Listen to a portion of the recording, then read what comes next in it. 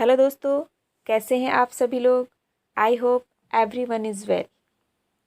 तो एक बार फिर से स्वागत है आपके अपने यूट्यूब चैनल एम्बिशन क्यूज शो पे। आज हम सभी पढ़ने वाले हैं संसद से रिलेटेड 20 बहुत ही महत्वपूर्ण प्रश्न, जहाँ पे आपको प्रश्न देखने को 20 मिलेंगे, लेकिन सीखने को 20 से ज़्यादा, करीब 50-100 क्वेश्चंस कर सकते हैं अगर आप इस वीडियो को अच्छे से देखते हैं, समझते हैं तो आइए स्टार्ट करते हैं आज के वीडियो को। लेकिन वीडियो को स्टार्ट करने से पहले हमने कल के वीडियो में अंत में एक प्रश्न रखा था, सबसे पहले उसका आंसर देंगे हम। तो कल का प्रश्न था कि अगर देश में राष्ट्रपति उपराष्ट्रपति दोनों का ही पद एक ही साथ खाली हो जाता है तो उस समय देश के राष्ट्रपति का कार्यभार कौन संभालता है। तो इसका सही आंसर होगा देश के सर्वोच्च न्यायालय के मुख्य न्यायाधीश।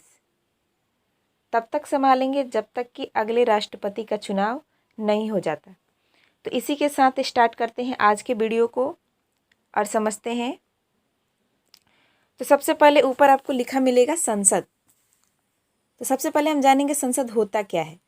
तो दोस्तों, चूंकि हमारा देश एक बहुत ही बड़ी डेमोक्रेसी है दुनिया में, तो हम यूँ समझ लें कि इस डेमोक्रेसी का आधार है संसद, जिसके 3 अंग होते हैं, लोकसभा, राज्यसभा और राष्ट्रपति। तो इसी के साथ देखते हैं वीडियो का पहला प्रश्न और साथ ही साथ समझते भी चलेंगे। तो पहला प्रश्न का आंसर हमने बता ही दिया, कोई बात नहीं। पहला प्रश्न है, संसद के कितने अंग होते हैं।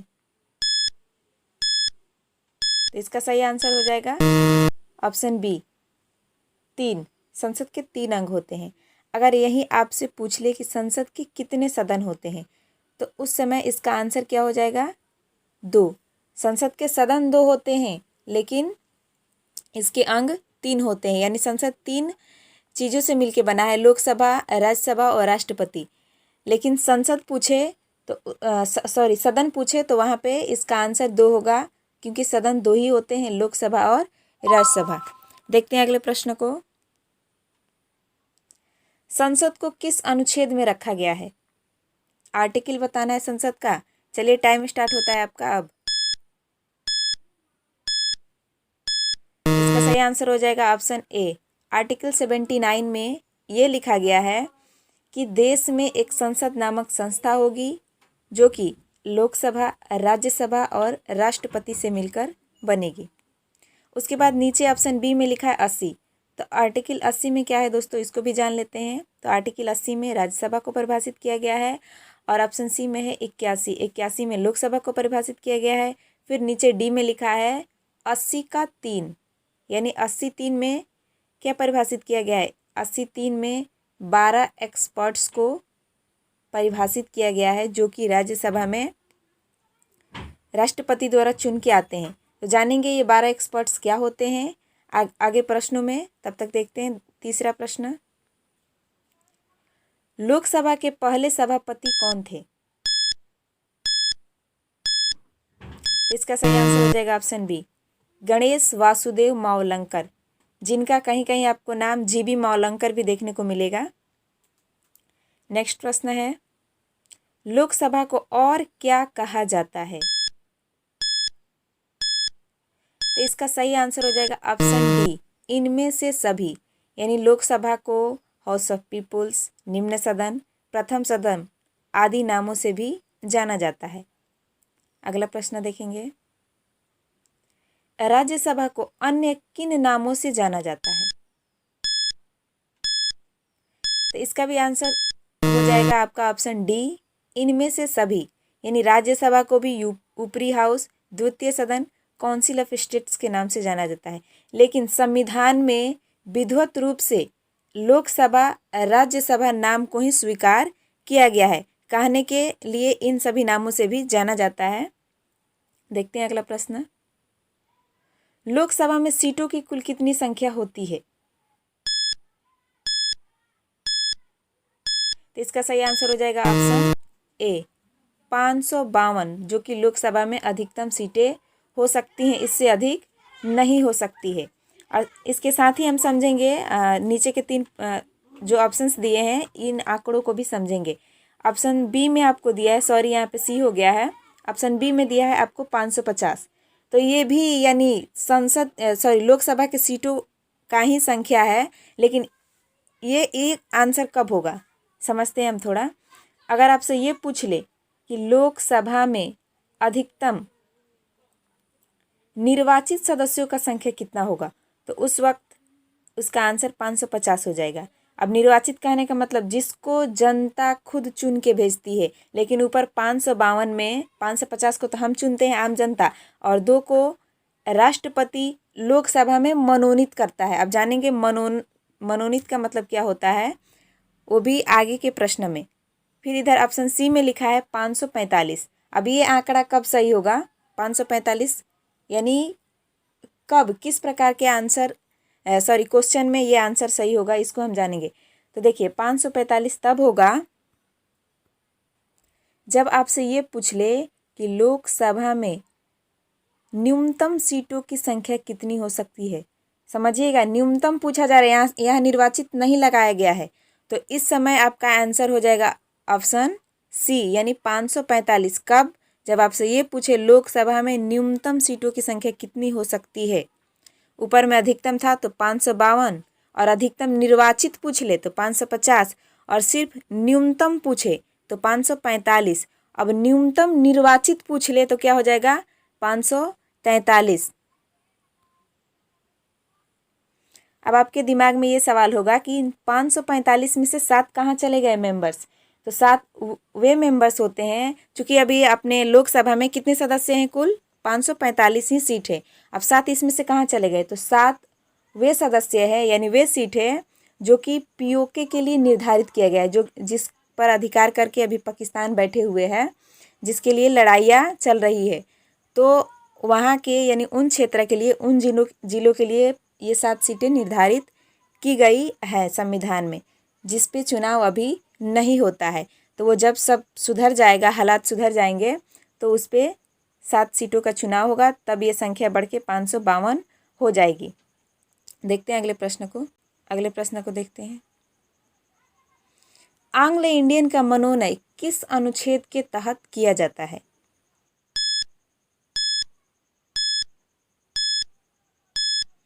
तो इस प्रश्न का सही आंसर हो जाएगा ऑप्शन ए, आर्टिकल 331 के तहत एंग्लो इंडियन का मनोनयन किया जाता है। अब ये एंग्लो इंडियन होते कौन है, तो अभी हमने ऊपर देखा था कि लोकसभा में यानी कुल कितनी सीटें होती हैं 552, जिसमें से 550 हम खुद चुनते हैं, आम जनता चुनती है, और 2 को राष्ट्रपति मनोनीत करते हैं, यानी उन्हीं 2 सदस्यों को हम एंग्लो इंडियन के नाम से जानते हैं, जिसको आर्टिकल 331 के तहत राष्ट्रपति चुनते हैं। देखते हैं अगले प्रश्न को। एंग्लो इंडियन का मनोनयन किसके द्वारा किया जाता है। अभी हम बता भी चुके इसका आंसर, करिए पहले आप लोग। तो एंग्लो इंडियन का मनोनयन राष्ट्रपति करते हैं, लेकिन स्वविवेक से नहीं, खुद की बुद्धि से नहीं, ये मंत्री परिषद के सलाह पे करते हैं।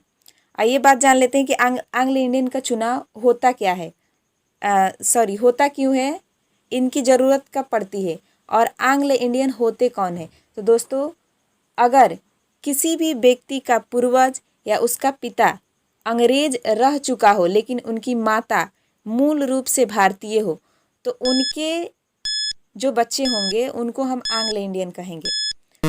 इनका चुनाव राष्ट्रपति करते हैं। और चुनाव कब होता है, जब, चूँकि हम जानते हैं कि अभी अपने देश में लोकसभा में कितनी कुल सीटें हैं, निर्वाचित कुल 543 सीटें हैं, और 2 ये एंग्लो इंडियन आ जाते हैं। अगर 543 में एंग्लो इंडियन आ जाते हैं, पहले ही किसी लोकसभा क्षेत्र से आ जाते हैं, तो तब चुनाव नहीं होगा इनका।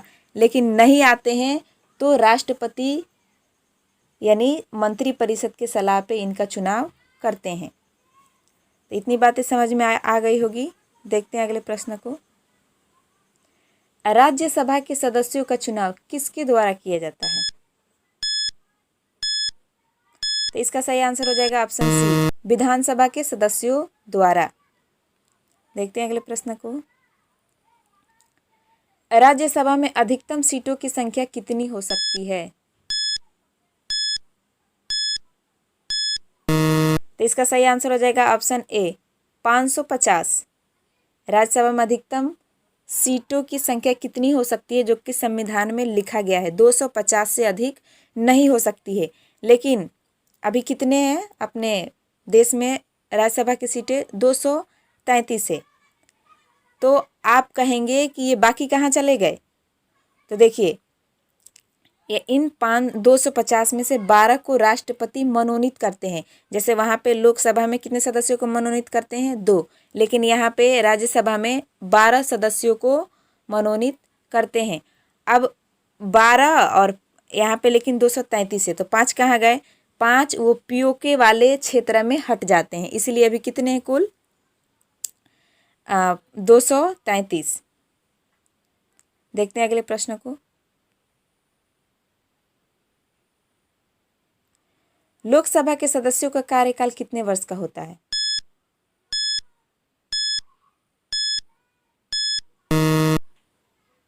तो इसका सही आंसर हो जाएगा ऑप्शन ए 5 वर्ष। लोकसभा के सदस्यों का कार्यकाल कितने वर्ष का होता है? 5 वर्ष।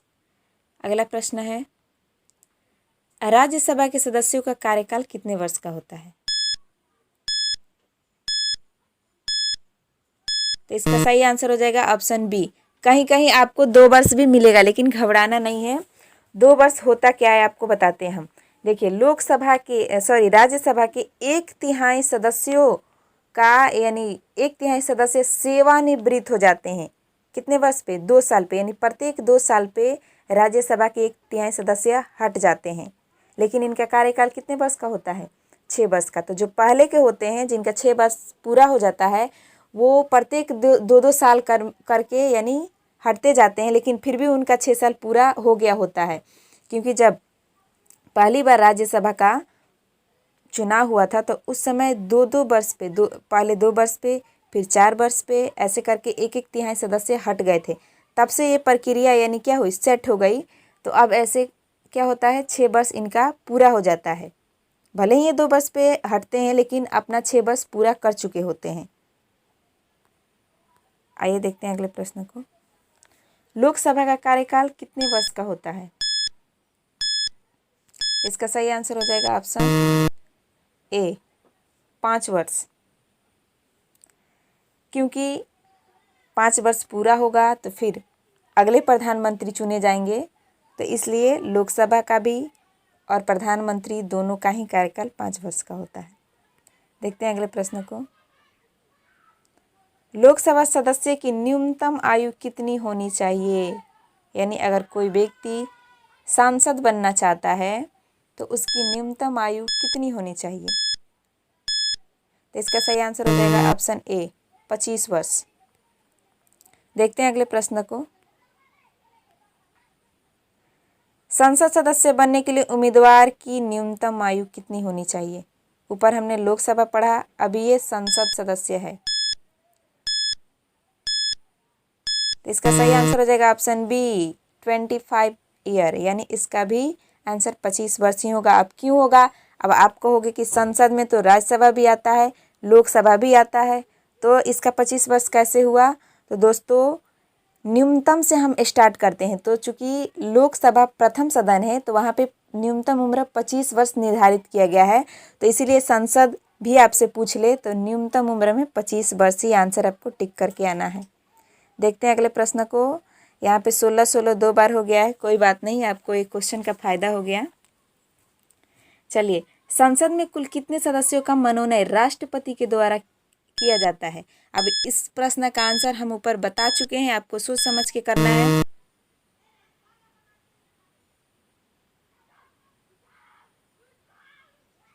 इसका सही आंसर हो जाएगा ऑप्शन डी 14। अब 14 कैसे होगा? जैसे ऊपर लोकसभा में एंग्लो इंडियन हम अभी पढ़े ना 2, जिसको आर्टिकल 331 के तहत मंत्री परिषद की सलाह पे राष्ट्रपति चुनते हैं, तो 2 वहाँ के हो गए और 12 एक्सपर्ट्स जो कि राज्यसभा के लिए चुने जाते हैं, वो भी मंत्री परिषद के सलाह पे राष्ट्रपति ही चुनते हैं। तो चूंकि संसद पूछा जा रहा है तो संसद में राज्यसभा और लोकसभा दोनों ही आते हैं। तो 12 और 2 कितने हो गए? 14। इसलिए इसका आंसर क्या हो जाएगा? 14। देखते हैं नेक्स्ट प्रश्न को। राज्यसभा कैसा सदन होता है?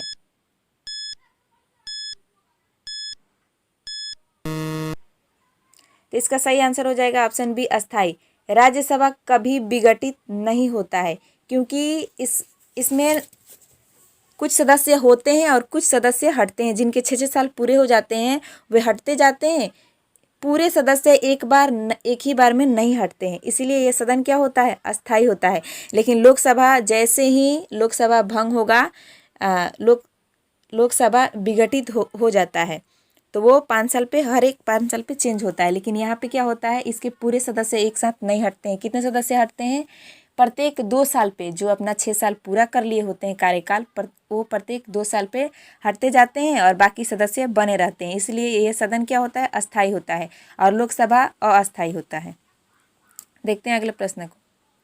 राष्ट्रपति लोकसभा एवं राज्यसभा में किसके अनुमति या किसके सलाह से सदस्यों को मनोनीत करता है? तो इस प्रश्न का भी आंसर लगभग हम बता चुके हैं, करिए पहले आप लोग। तो ऑप्शन है मंत्रिपरिषद, राज्यसभा के सदस्यों के सलाह पर, स्वविवेक से, प्रधानमंत्री के सलाह पे। तो इसका आंसर हो जाएगा ऑप्शन ए, मंत्रिपरिषद के सलाह पर। देखते हैं नेक्स्ट प्रश्न को। लोकसभा का अध्यक्ष कौन बनता है? तो इसका सही आंसर हो जाएगा ऑप्शन सी, सदन का कोई भी सदस्य। अब कोई भी सदस्य सदन का, यानी लोकसभा में 550 में से कोई भी बन सकते हैं लोकसभा के अध्यक्ष।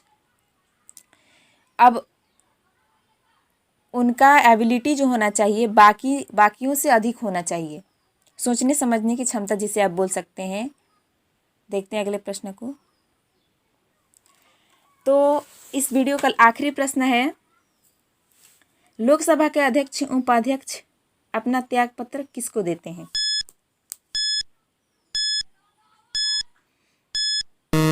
तो इसका सही आंसर हो जाएगा ऑप्शन सी, एक दूसरे को। यानी लोकसभा के अध्यक्ष को अपना त्याग पत्र देना होता तो वो किसको देगा? अध्यक्ष को देना होगा तो उपाध्यक्ष को देगा, और अगर उपाध्यक्ष अपना त्याग पत्र देना चाहता है तो किसको देगा? लोकसभा के अध्यक्ष को। इसलिए इसका आंसर क्या है? एक दूसरे को, यानी अध्यक्ष उपाध्यक्ष को और उपाध्यक्ष अध्यक्ष को। यही बात हम लोकसभा में समझते हैं, राज्यसभा में समझते हैं। तो राज्यसभा में भी अध्यक्ष और उपाध्यक्ष होते हैं। तो राज्यसभा का अध्यक्ष कौन होता है? उपराष्ट्रपति होते हैं। तो उपाध्यक्ष जो होते हैं राज्यसभा के, वो तो अपना त्याग पत्र किसको देंगे? उपराष्ट्रपति को देंगे, चूँकि वो अध्यक्ष हैं राज्यसभा के। लेकिन उपराष्ट्रपति अपना त्याग पत्र उपाध्यक्ष को नहीं देंगे, वो किसको देंगे? राष्ट्रपति को देते हैं।